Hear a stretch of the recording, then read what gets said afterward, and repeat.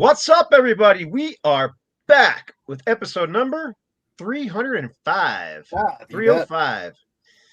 And we have a guest with us today. It's down in the bottom right-hand corner there, Mr. Johnny Kelly. Is that what you prefer to be called, Johnny? Or John? Or Voltron. Voltron, okay. Right on. So, but before we get into talking with him about his bands and different things, we're going to, anybody got any shout-outs they want to do? Any things going on that we need to discuss beforehand before we get into Don't mess with the IRS. That's all I got to say. Well, yeah, I heard you just spent a little bit of money up with them. Yeah, I had my CPA take care of business today, and oh man, I got the business. But whatever. Their early retirement thing hasn't been as luxurious as I thought it would be. What's this retirement thing you speak of? Oh well, that's the thing, Johnny. Is I took an early retirement. We kind of planned ahead, and we thought, yeah, we can do this. Financially, it's been a little bit of a squeeze, but I've been busier now than I've ever been between freelance art and shows and podcasts and hanging out at the Haltham Theater where we've seen you a couple of times. And isn't Crowbar playing there this weekend? They're playing there this weekend, and if you got an I will be there. Well, I hope you got a ticket because it's sold clean out. And I think I know someone in the band. I think I can get in. Is that what's that? Are they playing with Acid Bath there? I don't know. They're not Acid Bath. I can't remember who else is on the bill, but the Acid Bath show here in Atlanta in 2 weeks with Crowbar. Tickets are going for $400 now. It's crazy. Wow. That's nuts. Yeah, the scalpers are already out in full force because it sold out in like 15 minutes and at $50 or $40 a head, and now they're looking at $400 or $500 to get in. I know Steph is disappointed. She thought we could just walk up there and grab a ticket like we normally do, or Chaz usually lets us in if it's an easy night, but to no avail this time. So we'll be in the parking lot, I guess, listening.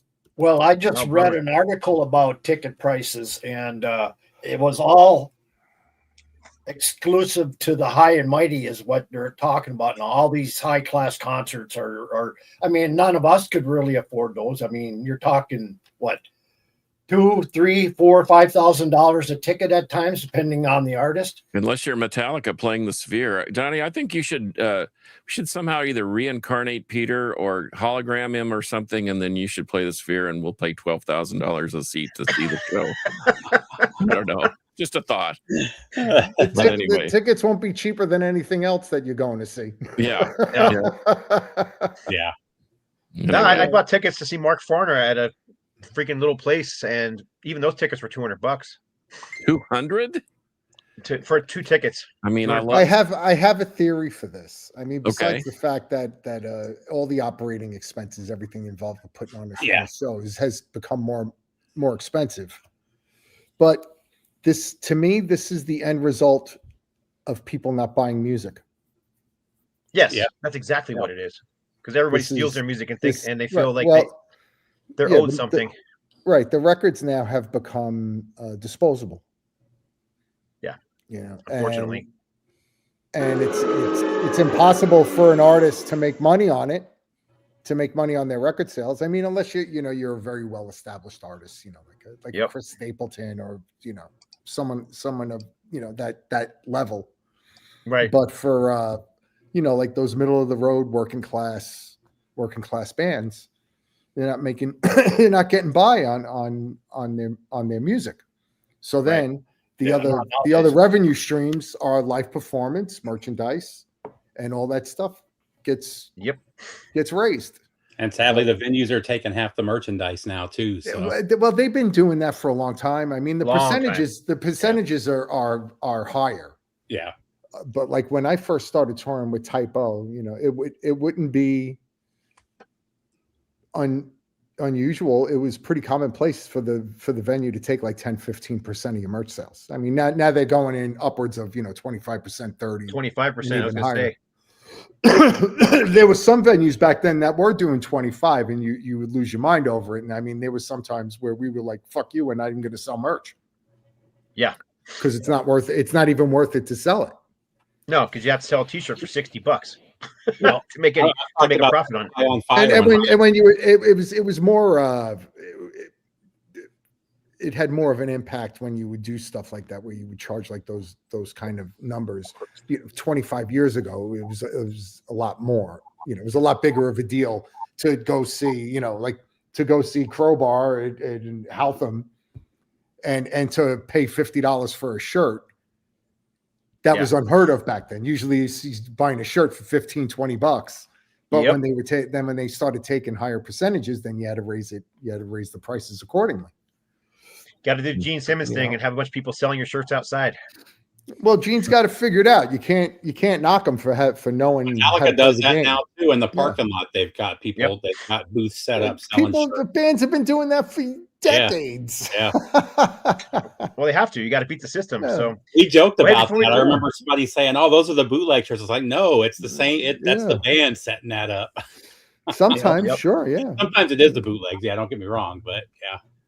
And then they'll do stuff like that. They'll set up the pop-up stores in the parking lots now, like at the bigger shows and stuff. Mm-hmm. Yeah, it's brilliant. So the Queen has informed me that I Hate God is on the bill with Crowbar. Oh, okay. Oh, this weekend? Yeah, I saw them at. We saw them on the Headbangers boat back 2 Octobers ago, and we went out. That was our honeymoon, and it was awesome. We saw them in a little pub in the down in the bow of the ship. It was great. But Carcass, you want to do your thing real quick, and so we we'll do the pick of the week, Johnny. We do.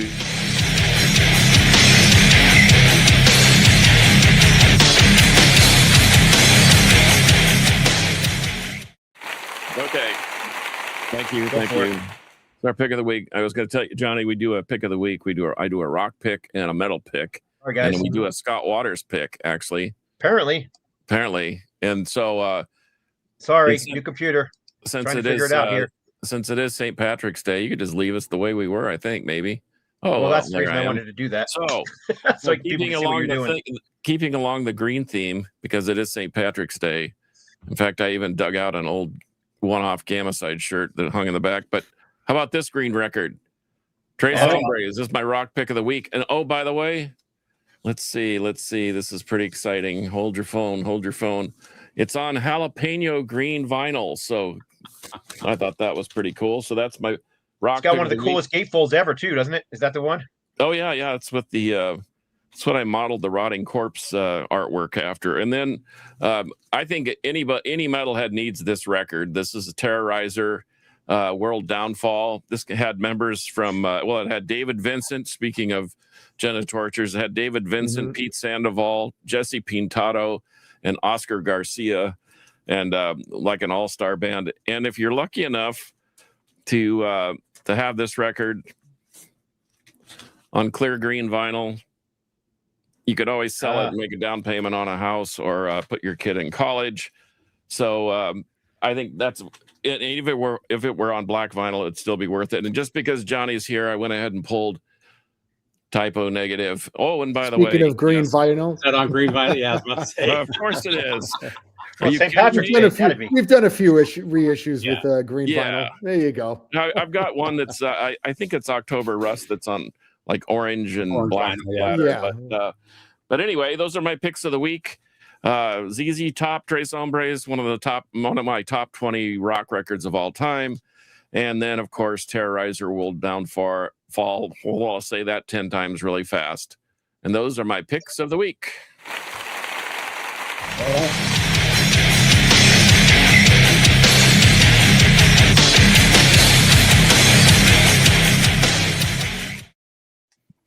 Okay, sorry about that. We got an upgraded new program, and I've got a new computer that's not quite working correctly. So, pardon my mess ups here. Upgraded and new these days just means you're going to be frustrated for about a month. Yeah, because things aren't working correctly with the freaking new Windows that I'm running on. So it's a pain in the ass. Anyhow, moving on. Everybody, welcome Johnny Kelly, who likes to go by the name of Voltron. Voltron. There you go. I forgot it already. Right on. So get it right. We'll just start. Why don't you just tell us a little bit about yourself? Well, I like long walks on the beach. I like. Well, I got a question for you first before you get really started. Why in the heck are you living in Texas? Aren't you from New York? Yes, I was born and raised in Brooklyn. I lived in Brooklyn until I was like 27. Then I moved to Staten Island. I was there for 13 years. Then I escaped to New Jersey. And I've been down in Texas now. I've been down the DFW area for almost 9 years. Oh wow. And That's love it. If I mean, it's a lot. It's a lot different. I'm not gonna. Yeah. You know, I'm not gonna kid you. Starting with no state tax, but that's it's definitely been beneficial in that way, and especially now with where my the turns that my career has taken, playing with Quiet Riot. We don't tour. It's all fly out dates. So like for instance, we're playing in North Carolina on Friday. It's flying to Charlotte on Thursday morning. And being right in the middle of the country, everything's a relatively short flight. So if I want to go to New York, it's like 3.5 hours. If I'm going to LA, it's under 3, so it's conveniently located. So everything, a lot of the times when I come home on Sundays after the shows, I'm usually home for breakfast. If I was still living, back east, it would be, spend the whole day traveling. I get home for dinner on a Sunday night most of the time. The weather's definitely better. I've been playing Quiet Riot now for just about 7 years. Oh, believe it or not, yeah. It's been a long time. So are they still just playing the old hits, or is there any thought that maybe you just do something new? There's one song that got released a couple of years ago. Just a single, but there hasn't been any talk about doing that. Who's singing for Quiet Riot now? Jizzy Pearl from Love Hate. Okay. Yeah. I think I did know that. He's been in and out of the band for like the last 10 years, from what I understand. I know that he was in there. He was there for a little while before I joined. While Frankie was still alive. A few years back, and then did they have that Durbin sing for them for a while? He was singing in the band when I first started playing in the band. Okay. Yeah. He was singing, and then right before Frankie passed away, he left the band, and we brought Jizzy back. And this is, if I'm not mistaken, this is like the most stable lineup of Quiet Riot in its whole existence. Go back to the Did you play it all on Jizzy's? I think this lineup has been together now, maybe going on 4 years, maybe 5 years, something like that. And that's the longest, that's the most stable lineup the band has had since 1970, whatever, 5 or something like that. Yeah. Pretty amusing. Yeah. You didn't play it all on Jizzy's album last year, did you, on the Love Hate album he put out? No, I didn't. I was just curious. Right on. Yeah. Well, you guys have this that just came out. Yeah, the Patriarchs in Black covers album, completely covered in black. Yeah, because there was an EP which I should have. Here's the Covered in Black. Yeah, it's the Covered in Black, which is right. That's the first one. Yeah. Yep. The band cranks out a lot of records, so it's hard to recall all of this because we put out a lot of records in the last 5 years. He just told me what was it, like a year ago? You guys put out your last original album, and he's like, "Hey, did you get the new Patriarchs in Black?" I was like, "Yeah, I just got it a couple months ago." He's like, "No, the new one." Home, yeah, right, yeah, the new one. No, the new one. So how do you do it, with Patriarchs in Black? Have you guys done any shows, seeing as you have different vocalists come through? Or no, we haven't done any shows. I think logistically that would be such a nightmare, and the money aspect of it is just like flying everyone that's played on the record, flying them all to one place would be pretty astronomical. Yeah, but it's pretty much. I guess like an email project, like a file transfer. I have a studio in Dallas that I was just there a couple hours ago. So I have my own. I track my drums here in Dallas, and then I send them to the engineer, or whatever band I'm whatever working with, or whatever songs I'm tracking. I do everything in house, and then I just send it, one of the WeTransfer or something like that. And that's pretty much how everything started with Patriarchs. Like initially, Dan Lorenzo wanted to put like a band together, and I'm already involved in a number of different things, and I told him at the time, I said I can't commit to playing in another band. I said, but if you want to just write music, work on songs together and stuff like that, I'd be totally down. That would be fun. Totally into that. And then he had asked me about suggestions on, who would you want to sing or play bass? Who else would you want involved in this? And just off the top of my head, I said to him, I was like, why settle on one bass player or one singer? So let's have fun with this. We're not making any money. It's a like a pet project. Wait, you're not a rich rock star off of the Patriarchs and Black Sales? Well, he's going to the. I don't like to brag. I'm trying to be modest. Voltron has no ceiling on his income. Right. Voltron doesn't need money. Right.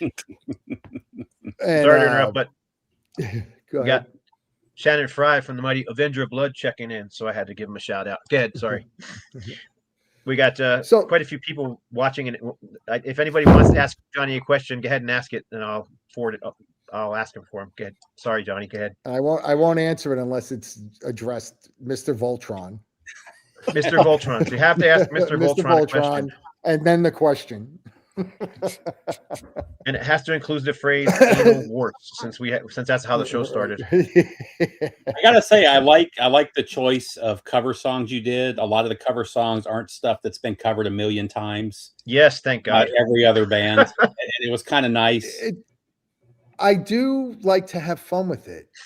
Yeah, and it's it kind of like takes me back to being a kid and starting learning to how play, to play.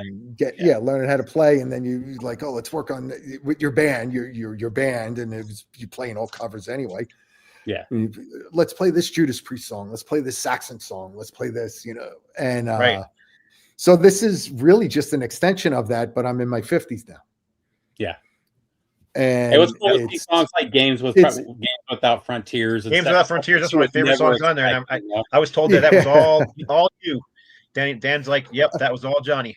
It was, yes. Yeah, it was. That happens. Like I'll be driving. I spent a lot of time in my truck driving. North Texas is pretty big and you put a lot of miles on your truck. So I'm always listening to the radio. I'm always listening to the radio when I'm in the truck. And then a song will come by and I'll be like, oh, that's a cool song. That could be a cool cover. Or, maybe we could do something interesting with that or something. And then I throw it at Dan. And then Dan does the same thing with me. He's like, I want to cover this song. Okay, let's work it up and see where it goes and, see what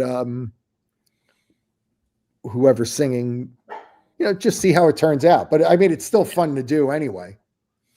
And it's not like, the band isn't on any kind of time requirements. You can take your time. Yeah. And you could take your time in seeing if something works. Yeah. And if it doesn't, you say, oh, okay, whatever. No big deal. A for effort. We tried. Yeah, Tim, that's a great point. Yeah, Typo, you guys had some great cover. The cover of Black Sabbath off of the Nativity in Black is still one of my all-time favorite covers. I don't know how you guys slowed it down and made it heavier, but that's still one of my all-time favorites. I was happy with the way that it turned out. Especially, I had only been in the band really short while at that point. I think I've only been in the band just a few months when we recorded that. And the same thing with the version of Paranoid that we did. Yeah. Typo's take with covers, Typo's approach to covers was a little bit different, a little unconventional in a sense, where the approach, whatever song got picked out, whatever song was chosen, and sometimes there were definitely a few songs that we tried covering that didn't work because it sounded too similar to the original. And it just didn't really do anything. It was just like filler. Yeah. Right. Yeah. And but our the approach of it always was whatever song that we picked to cover, what would it have sounded like had Typo Negative written it? Yeah. That's the way you should do a cover. Otherwise, just listen to the original. Yeah. Right. Yeah. And sometimes, and doing this stuff with Dan, I try to take a little bit from that. Yeah. From the way that Typo used to do covers. And some things like, some of the Sabbath songs and stuff. I mean, some of the stuff that Bill Ward did was just so cool. It's like, I don't want to really get too derivative of it or try to change up things too much. There have been a couple of songs like Games Without Frontiers and the Zeppelin cover of Friends that we did. They were pretty unique unto themselves. And there was a little bit of a different approach. Some stuff is more straightforward, but the things that I see that make our versions a little more unique are the people that are singing it and how their vocals are being presented with the song, as opposed to just being a cover band, say like a cover band in a bar where you're trying to emulate, where you're just more of a jukebox and playing stuff that's familiar to everyone in your audience. We try to put a little bit of a different twist on it to try to make it a little bit unique, but at the same time, the primary goal of the whole thing is to have fun with it. Well, the cool thing with your albums too is they're not one style, because you have different singers coming in. You can kind of play with the style a little bit. And I kind of enjoyed that too. I kind of lifted the whole idea, the whole approach to it. I lifted it from Dave Grohl with what he did with Crowbot. Yeah. As opposed to where one guy is playing all the instruments and then you just have the guest singer or say like a guest guitar player coming in and doing a solo. Dan and I are the primary players, and then we bring everyone else from different bands, different stuff. I mean, but that's definitely where I got the idea from. Yeah, because I knew going in that it wasn't going to be something that I would be able to commit time to, where it was make a record, try to go on the road, do shows, things like that. I knew it wasn't going to be like that. So I just tried to do something where I could try to maximize the most fun out of it. Yeah.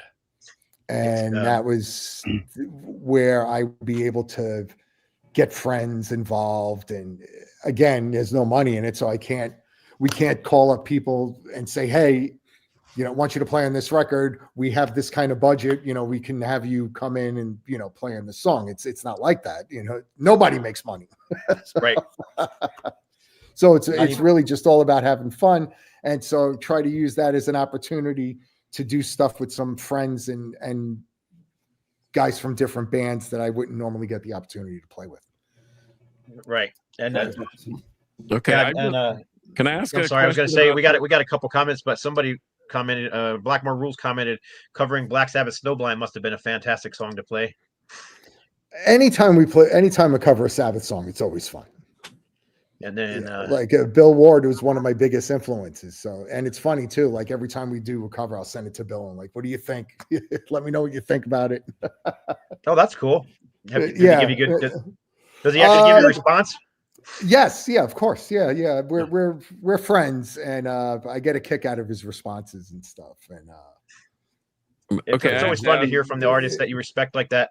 I mean, I played in bands for decades, and we put a covers album out, I don't know, 10 years ago or something like that, and we covered an old Mortification song and made it into a thrash song, so we were a thrash band, and I sent it off to the the bass player of that band, and sent me back this real nice letter. He's like, wow, I like yours better than ours. That was like the greatest compliment ever, to have a band you respect say something like that. So here's another question. And he actually addressed you, Mr. Volton. What's your thought on Kiss Destroyer becoming 50 years old? Oh God, that just makes us old. That's all. Yeah, that's it. I remember getting the record as a kid. Remember my dad, buying it for my brother and I. My brother and I, we had shared records and stuff. And, I remember hearing it at my cousin's house. We only had Kiss Alive, right? Kiss Alive had come out, and my dad had that record, and that changed everything for me. And then, mind you, in 1976, I'm only 8 years old, so I'm a little kid. And I remember we were at my cousin's house, and he was like, "Have you heard you want to hear the new Kiss record?" And it's I was like, I didn't even know that there was a new one. Yeah. Especially an 8-year-old is not going to not have their finger on what's happening in the world of music with anything. So it's really just a lot of the stuff that I was exposed to I was just subjected to whatever my dad brought home. That's what made the old days so great, though. God, there's a new record out by this man. Unlike today, where it's read about everything instantly. Yeah, it's the same thing with the news and the news cycles and stuff. Aren't Peter and Ace from Brooklyn? Aren't they Brooklyn guys too? Yeah, Peter's from Canarsie, which was a neighborhood right next to where I grew up in Flatbush, Flatlands. Ace was from the Bronx. Oh, okay. And Gene and Paul, I think Gene was from either Queens or Manhattan. Paul's from Manhattan. But yeah, Peter Chris is from Canarsie. And I think Eric Carr was from Brooklyn also. Yeah, he was. Yeah. And so when I finally became aware of Destroyer, and then we had the record, it was something, just listen to it religiously until Rock and Roll Over came out. Right. And then Love Gun. It was just something it was just all consuming. And those albums came out pretty quick. It was all in a year and a half. Those 3 albums came out. Yeah. I forget when in 75 Kiss Alive came out. I remember my dad got it on remember Columbia House? Yeah. That wasn't uncommon for bands anyway. Money, I think. I've got a shirt somewhere that says "I still owe Columbia House." So that's how my father picked up Kiss Alive, and I remember all the records, getting whatever delivered in the mail and stuff. And so my dad had all these new records, and as a kid, I used to go through his records all the time, and he had. He was a big Stones and Beatles fan. My father turned me on to Led Zeppelin, Jimi Hendrix, Aerosmith, Leonard Skinner, all that stuff that's now classic rock. This was just rock records at the time. Yeah, back in the day, that was the hard rock, heavy metal stuff. Yeah, and but my dad was not into Black Sabbath. I discovered Black Sabbath a little bit later. But so Dan told me the same thing. Yeah, I'm going through the records, seeing what my dad bought. He's got all these records, whatever. Yeah. And if I see this Kiss Alive, and I look at the record, I'm like, holy shit! And I'm looking at it, I'm like just mind blown. You've never seen anything like that. You used to seeing,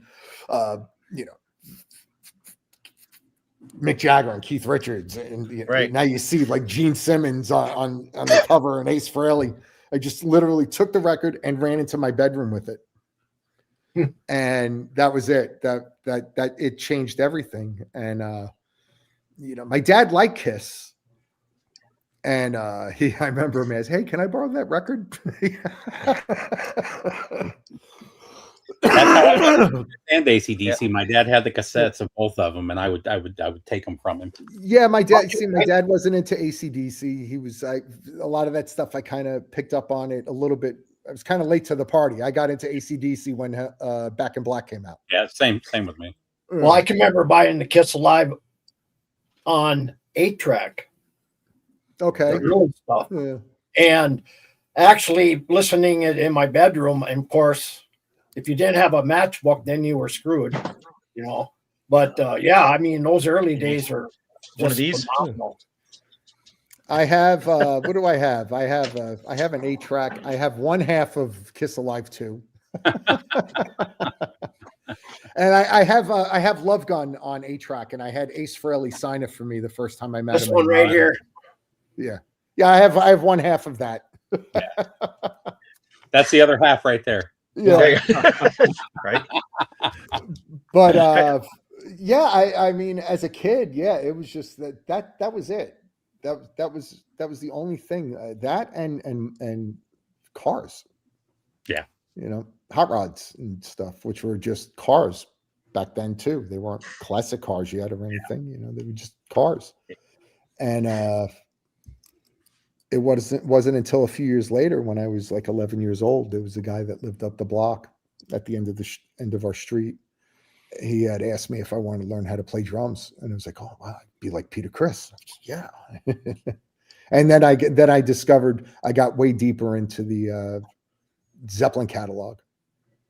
And then I remember going to his house. My uncle, we lived growing up in Brooklyn, we lived in a 2-family, a mother-daughter house. So our family, we lived on the first floor. My grandparents lived upstairs on the second floor with my uncle. And my uncle's a guitar player.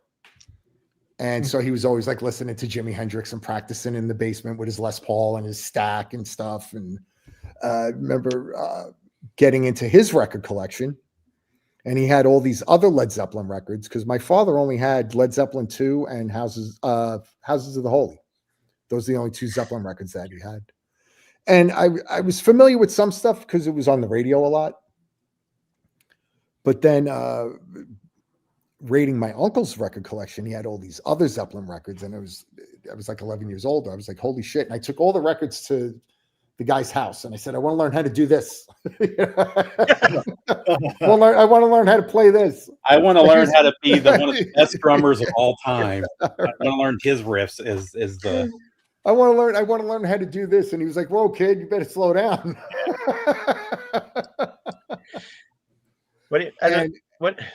And then it just went off, and then I started discovering other things, meeting kids in school and stuff like that, like, getting into other, more like metal and things. Sure. As that stuff was starting to pop up and starting to make its way to Brooklyn. Were you taught, or were you just learn how to drum on your own? The guy that lived up the block, that guy Eddie, he taught me how to play like a beat, and then I kind of went, I didn't touch it for a few years. I didn't have a drum set. My parents couldn't buy me a drum set or anything. They couldn't afford it. So I just didn't really do anything with it until I was like 15. And a friend of mine played in a band, and he was talking about something about like his drummer just quit. And I was like, this was a guy who used to hang out with him every day. I had no idea he played in a band. I had no idea he played guitar. And one day he's like, oh yeah, he's like, our drummer quit. And I was like, it's like, really? I said, I could play a little bit. And he dragged me to a studio that was literally around the corner from my house. I had no idea there was a rehearsal studio a block away. And I started playing with them, and then I haven't stopped. So primarily self-taught. When I was in my 20s, maybe like a year, 2 years before I joined Typo, I was good friends with AJ Perro from Twisted Sister. And he had students. And I told him that I wanted to start taking lessons.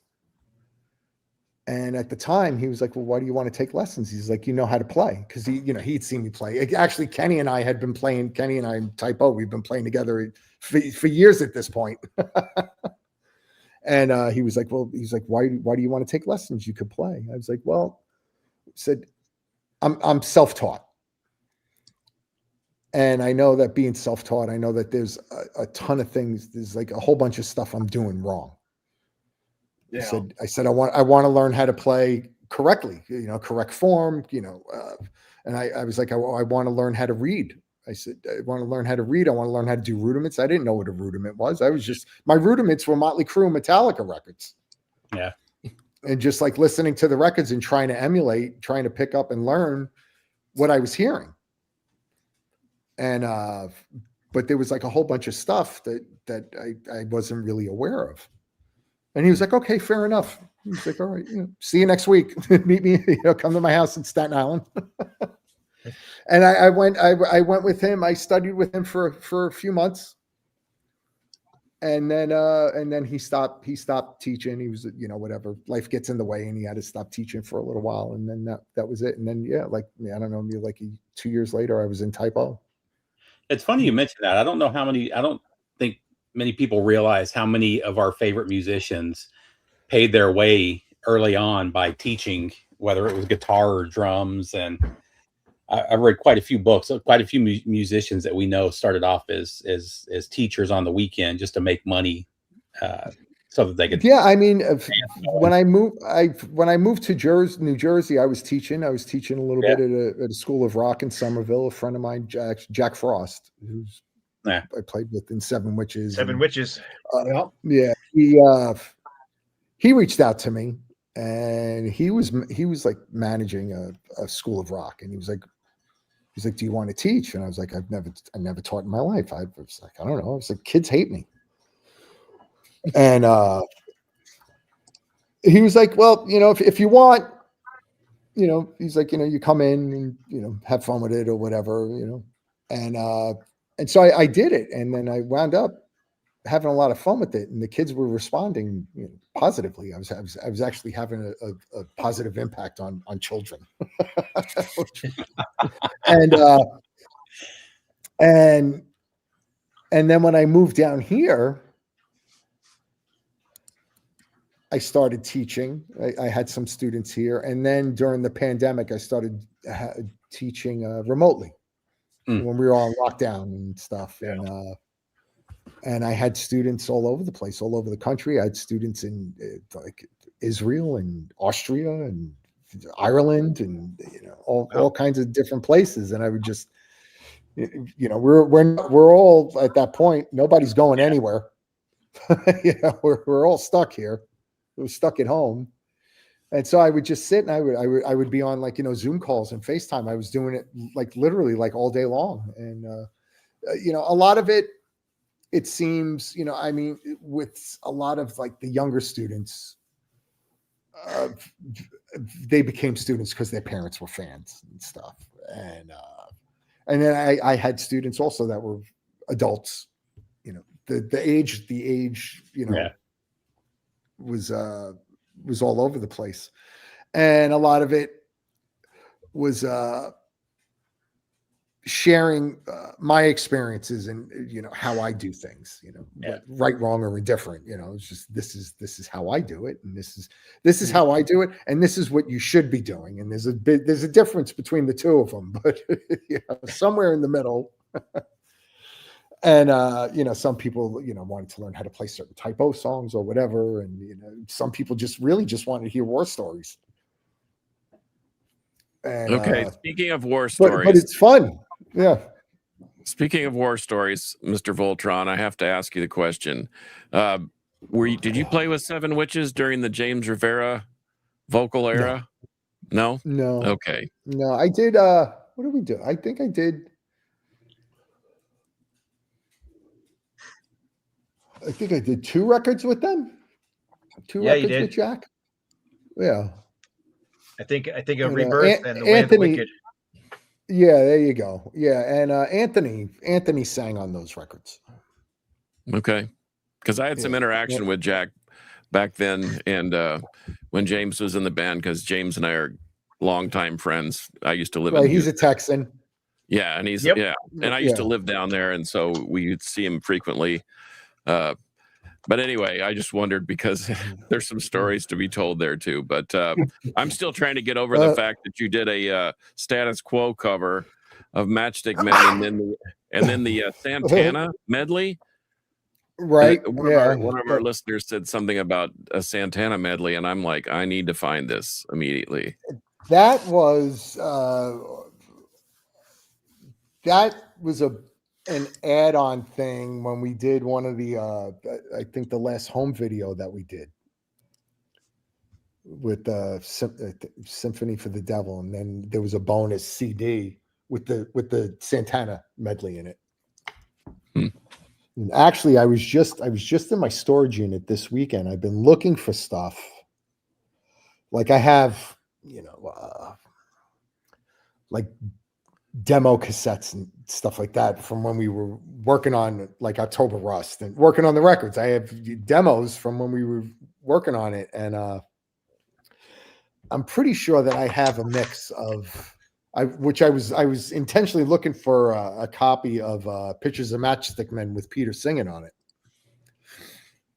because this year is it's the 30th anniversary of October Rust being released. Yeah. Which is crazy. I can't believe, like, as that comes out of my mouth, 30 years. I'm like, holy shit. We went to the midnight release of that record back when midnight releases were a thing. Oh, yep. I could not tell you. I don't. There's a lot of things I remember, and there's a lot there's probably like a whole bunch that I don't. But I was pretty certain that I have a version of that, and I thought it was on cassette, and because I grabbed a whole bunch of cassettes out of storage, and it took me 2 days to find my cassette deck. Yeah. I had to pull that out. And but I found obviously I found demos from October Rust, and it was like I'm listening to these cassettes over the weekend. I'm listening to these songs. I'm like this doesn't sound like the record. So it wasn't a final mix. I was like, this sounds a little different. And I was like, I don't remember Peter singing that. And so there's some stuff. There's a couple, like there's actually a few cassettes with different things, just slight variations, different keyboard sounds and different, a couple of little minor things with vocals and stuff. And I found another, on one of the cassettes, there was a song that didn't make the record, and I actually have a copy of it. And hopefully we'll be able to do a quality transfer, to go from the cassette to something, and try to have it come out with the like some kind of, we're gonna have to do something with the record to do some kind of reissue for the 30th. Well, we know a couple of guys right here. As I say, we know guys who do that for a living. But yeah, when you have an old cassette, you also have to have, besides getting it off, you have to have it pitch corrected, because cassettes, every cassette player plays at a different speed. Yeah, nothing sounded wonky when I was listening to it over the weekend. And actually, I had to order a different. I had to order a direct box. Mm. To go, because I was, without getting all like, whatever technical, and to go from, I went from the cassette deck right into my interface, and it sounds like it almost sounds like it's underwater. There's like all this like real like low mid-range like push on it, and it doesn't sound bright or clear. But if I listen to the cassette deck, if I just put my headphones into the cassette deck, it sounds fine. And so anyway, it was suggested to me to get a direct box to do this. And so it just got sent interface for your interface. Yeah, right. To go from RCA and then RCA to XLR. Yeah. And so hopefully that'll be able to do it, because I sent it to Josh and Kenny yesterday. I was like, I found this. I was like, what do you think? And I found a live show that we recorded. It was we played at Lemoore in 94, and I remember we recorded. We had a mobile truck outside the club, and it was done, multi-track, but we never did anything with it. And probably because we probably thought that the show sucked or whatever, But now 30 years later, it might be worth something, looking into and trying to do something with it somewhere down the road, like what we're doing. We have a live record coming out this year. Well, I think with the technology today, they could really, right, sound really good. Yeah. Like it was some of the stuff I was listening to. Like I listened to the whole show last night, and there's a bunch of Peter was having problems with his bass because like it would be playing and you'd hear it, and the bass would be like the bass is pretty hot in the mix, and then all of a sudden there was no bass, and then you'd hear like, and then he'd start playing again. Oh, jeez. Speaking of Kenny, are you guys going to do any Silver Tomb stuff? Yeah, actually, I was in the studio today. I was cool. retracking one of the last songs. The last song that I did the drums for. There was a part in the song that I was, after listening to it recently, I was like, I don't like this. I want to do it over again. And I just went to the studio today and just did another pass on it. But yeah, Kenny sent me a file the other day. This is what got me motivated to do all this. Not to make matters even more complicated. I've been sick all week. And anyway, he sent me a thing. He's like, all the artwork's done, everything's done. Just go over this and let me know what you think. And I responded saying, I want to retract the last song that we did. And he's like, you got to do it you have to do it yesterday. So I was like, all right. And, but the record is just about finished. I mean, everything's written and pretty much except for this last thing that I did, I believe it's all recorded and stuff. Kenny had sent me everything. I'm not sure if it's all mixed and mastered, but all the material's been written. The record's been written for a long time, and for a long time now, I've just been referring to it as Chinese democracy. Yeah, and but one day it's going to come out, and it seems like that might be getting closer, and which I can't wait for it to come out, because this record, like the material, the songs on this record are way stronger. It's a little bit of a different headspace. It's not. It doesn't strike me as being too aggressive, but to me it's like The Wall. It's like Pink Floyd's The Wall to me. Like with that kind of headspace. And yeah, so with the songs being as strong as they are, I really want to get this out. But yeah, I mean, a lot of my drum tracks, I did some of those drum tracks, I did them years ago, like during the pandemic. I did most of that record, and and yeah, I mean, it's just been slow going, but yeah, that's right. Kenny said everything was getting sent to the label, and he just wanted me to go over everything. And he sent me a file. He sent me a file on Friday, something like that. So it's getting very close then. Yeah, cool. yeah. Same lineup. Yeah. Same lineup. Nothing's changed. Okay, good. Nothing's changed there. This question's been sitting there for quite a while from this viewer. He was wondering about your time with a pale horse named Death. What was it like linking up with Sal after so many years? I think the project is so underrated. Well, Sal and I, we were friends for a long time, even though we weren't, the whole way that I got involved with Pale Horse was like Sal had come over to my house. I just moved to New Jersey at that point, and it just had some people over, and it started out innocently enough. I was just making small talk with him. I was like, what have you been up to? And he was like, telling me about Pale Horse, and he was doing all this stuff, and he was, that he was doing it, and he was playing guitar and singing. I was like, you know how to sing? Which I didn't. I had no idea. I didn't. I really didn't know. I had no clue. And he was kind of at that point. Him and Matt, they really weren't really focused on the live aspect of the band. And I was just like asking him. I said, all right, so you sang and you play guitar on the record. I was like, can you sing and play guitar at the same time? Which is not the same thing. Enough. Right. It's a totally different animal. Yep.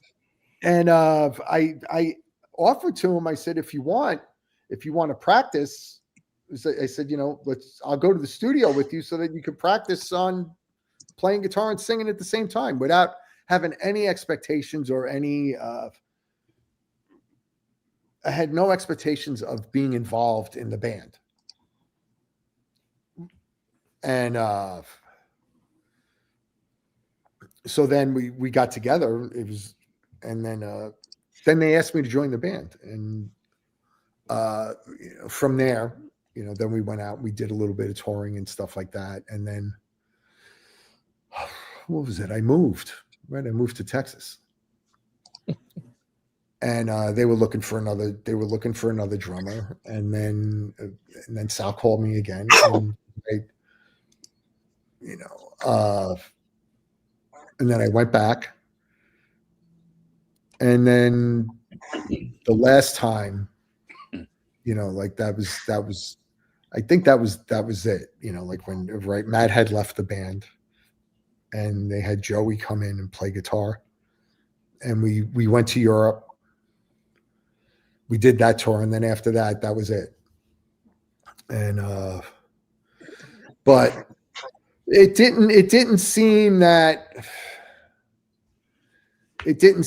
weird to me because we had all been friends for such a long time, but not in the capacity of playing in a band together, but we'd all been friends, and outside of the bands. Right. And so, going into that, it didn't seem that weird. I guess, looking at it, from the outside, looking in, you see, oh, you got the two drummers from Typo playing in the same band together. I guess you're not going to have that happen too often, Yeah. And, but yeah, I mean, it was fun. It was fun, and then that was it. That was it for me. Moved on to different things. The Quiet Riot started taking a priority for sure. It just dawned on me. I got that sitting back there. You played with Danzig for 5 or 6 years too, didn't you? I played with Danzig for like 20 years. Oh, was it that long? Wow. Really? Yes. I didn't realize it was that long. Yeah, that's a long stay with Danzig. Yeah. If you know its history. Yeah. No, Glenn, I get along great with Glenn. We talk all the time. Yeah. It's just that like he doesn't tour as much as he did, and so it's hard to it's hard to prioritize that, like right, or make any money on it when you're not touring. Yeah, my good looks alone don't pay bills. Yeah. And so, but yeah, I actually miss playing in Danzig. That was always that was always fun. Always a lot of fun. Glenn, I love playing with Glenn. Right on. And Steve, and Steve and Tommy. Steve Zing's like one of my best friends. I talk to him like multiple times a day. Oh, right on. We're almost out of time, but I always ask all our guests this question. I'm sure you being in a band, you've had to have seen Spinal Tap, right? Seen it? The movie? Yeah. I've lived it. Yeah, I know. That's which leads me. Anybody who's been in a band does. So which leads me to my question. Every single scene has happened. That's what I was going to ask you. Yeah. What is one of the funniest moments, a Spinal Tap moment you could share with us about being on stage, touring, studio, anything you want? That's just freaking funny. Well, we had the Stonehenge thing, like, with the props and stuff, and them like, breaking and not working. And this was during the October Rust record. I think it was October. It might have been during Bloody Kisses. Anyway, we're in Shreveport, Louisiana, and we're doing this thing. It's like an in-store, but it's at a bar, and it's a crawfish broil. Oh, jeez. Uh-oh. Right? My type of place. So we show up in a limo, right? They had a limo pick us up, and they bring us to this crawfish broil. Broil or boil? Boil. Yeah, whatever. The red flags are already flying as you said Shreveport and crawfish. So when we get there, there's this big sign outside, and it says crawfish broil and typo negative. And when we got there, it was like, We told him to put your name first. We said Final Tap, then Puppet Show. Final Tap, then Puppet Show. You're right. Yeah. That's just one of them. That's great. Yeah, but everything that happened, getting lost in venues, dealing with record company people, chicks trying to have their influence, and everything that happened in that movie has repeated itself. Yeah. I had just seen a thing saying that movie was based on Saxon. Partially Saxon, like and also Harry Shearer. Harry Yep. Shearer had traveled with Saxon, right. Black Sabbath with Stonehenge. Yeah. And a couple other things, right. But yeah. Right. The Stonehenge, but Sabbath Stonehenge was too big. I saw that show. So did I. Spectrum. Yeah. I saw it in Nassau Coliseum with Quiet Riot opening up. Yep, Quiet Riot. Yep, on the Mental Health Tour. Yeah. That was great. I was like, I remember was being like so geeked that I was going to get to see Ian Gillan singing with Black Sabbath, one of my all-time favorite vocalists. Oh man, I love that record. Yeah, I was a little bummed out about that. Yeah. I was just such a big Ian Gillan fan, and then they did they did Smoke on the Water, Black Sabbath doing Smoke on the Water, and it was like you would have thought that they had just blasphemed the Holy Spirit or something like that for most fans. Yeah, I was a little bummed out. I was really bummed out because Bill Ward wasn't there. Yeah. And, they had Bev Bevan, who's a great drummer, not the right guy for Black Sabbath. He had a stellar career, like all those. Well, some people would say that whole lineup was the wrong lineup for Black Sabbath. Clearly, that was like a night out drinking, where it was like, "Come on, let's go on tour. Come on, you're in the band. Let's go." Yep. I tell you what, I hate Ian. If I understand it right, they all were like the Bevins, like they were like drinking buddies back home. That's exactly what it was. Yeah, that basically happened in a pub. Let's do a record and go tour. Yep. I hated that record when it came out, but now it's one of my favorites. Funny enough. I remember when it came out, and I did like some of it. I did like. Yeah. Like I always thought that "Disturbing the Priest" was a really cool record. Yeah, that's a great song. "Digital Bitch" is a good song too. I didn't like that one. I didn't. How about "Trashed"? No, not really crazy about "Trashed." There was something else. There was something like more epic and bluesy. I forget the name of the song. I forget the name of the song, and I just remember the mix was horrendous on that album. Oh yeah, terrible, absolutely terrible. But then again, like when I was listening to it on at that time, like my boombox. Yeah. Back then, yeah. I knew that was one of the reasons. Sting and Steely Dan were going to sound like that on that thing. Right. All right. On. Is there anything? Anything you wanted to add before we go? We've got about 2-3 minutes left. I don't know.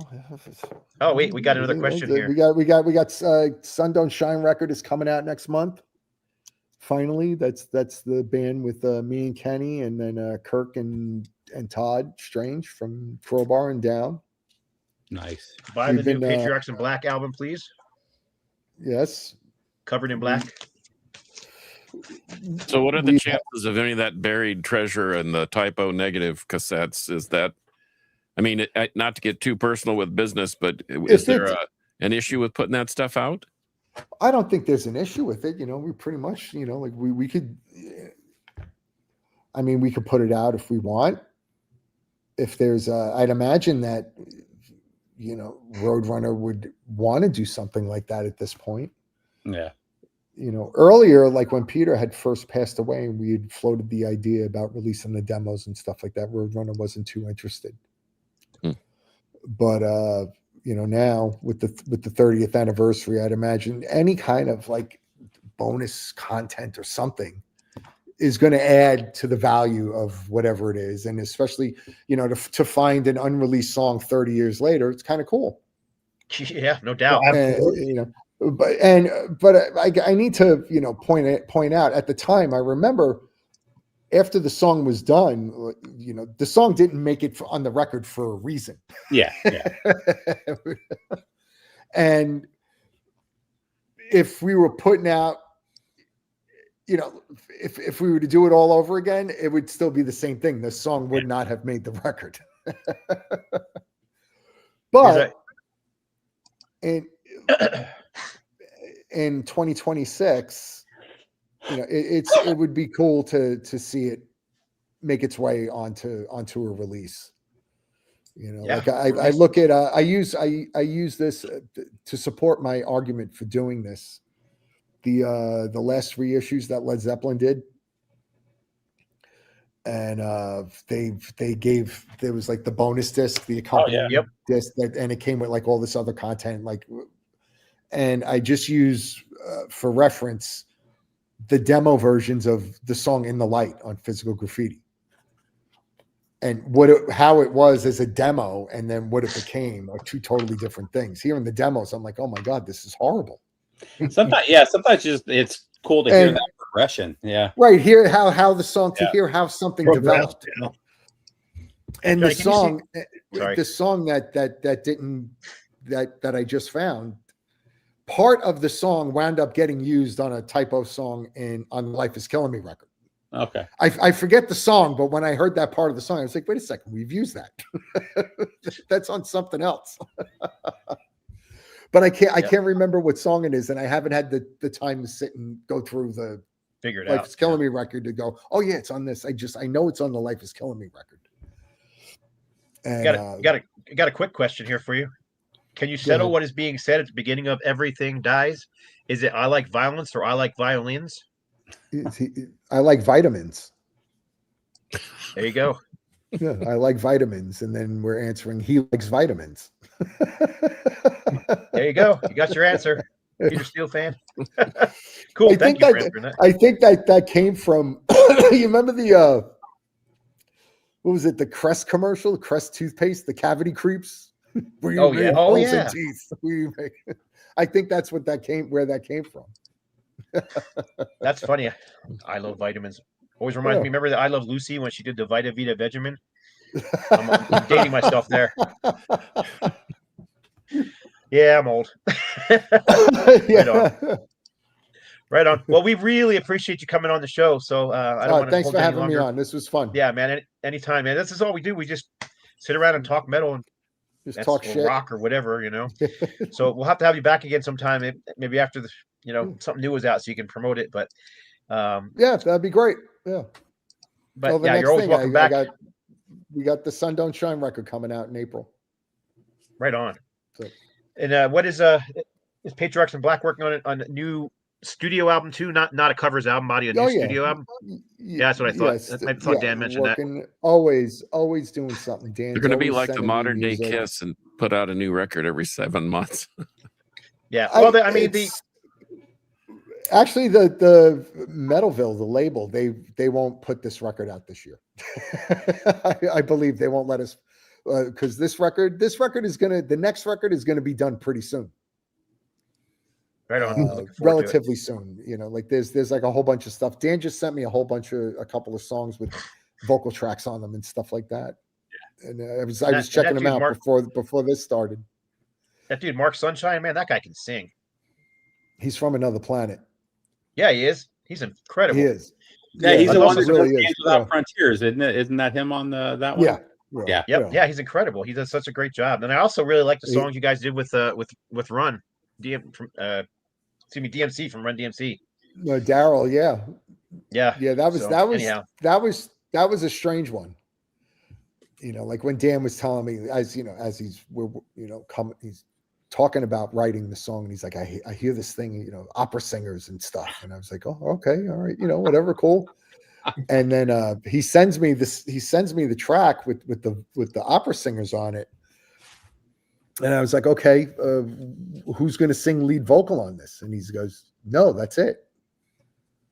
I was like, what do you mean that's it? There's just a chorus here. It's not. It was like, it needs something else. And right, my being insistent on it needing something else, Dan had came up with the idea of having Daryl do something on it.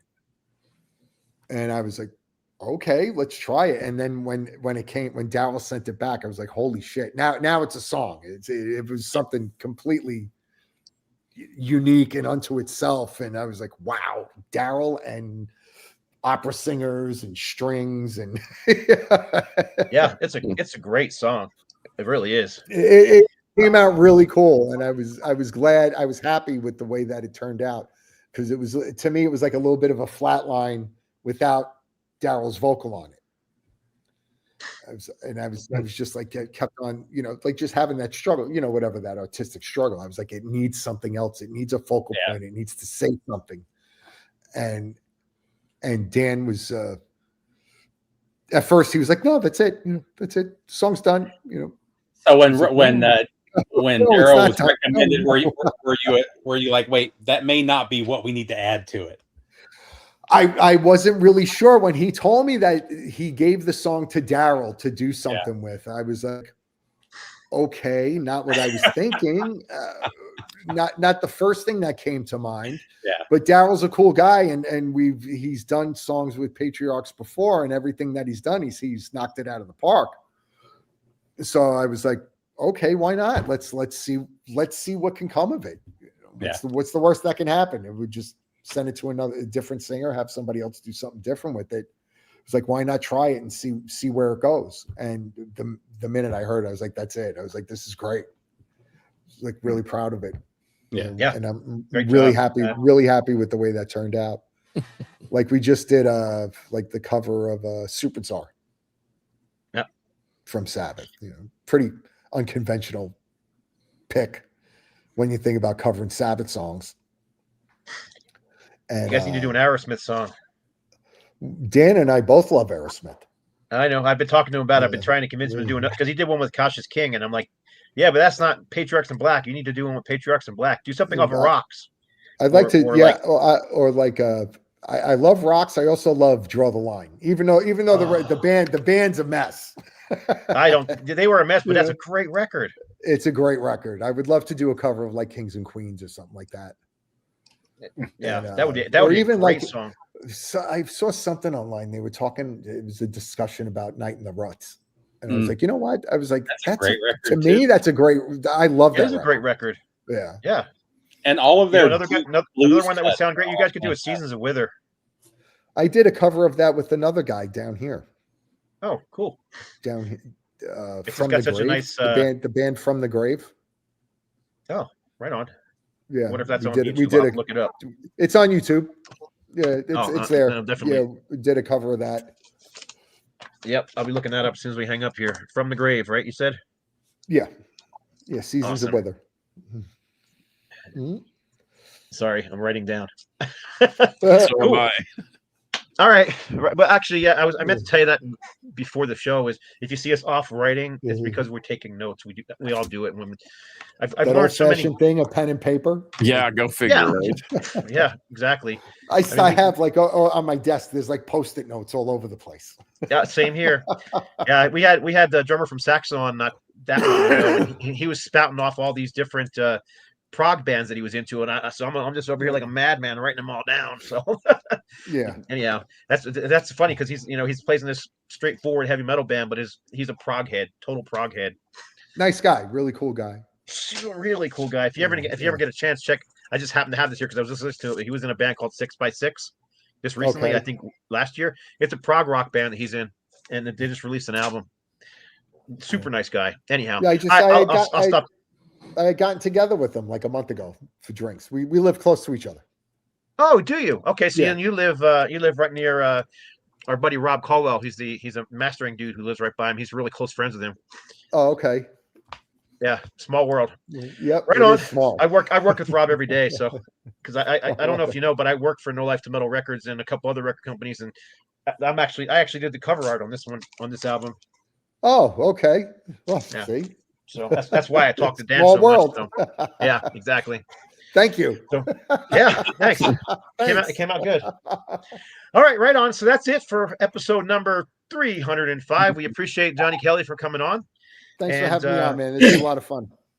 So I already put up everybody's information while we were talking, so you guys can find us. But we're just going to go ahead and end the show. And you guys know how we do it. We're going to try and do it all at the same time. We got 4 of us here. We always do a horrible time at this. Ready, guys? Yep. For episode number 305 of the Metal Roundtable. Metal will prevail. That wasn't too bad. We'll get it right one of these days. We've done it 300 times and still can't get it right. It's all right.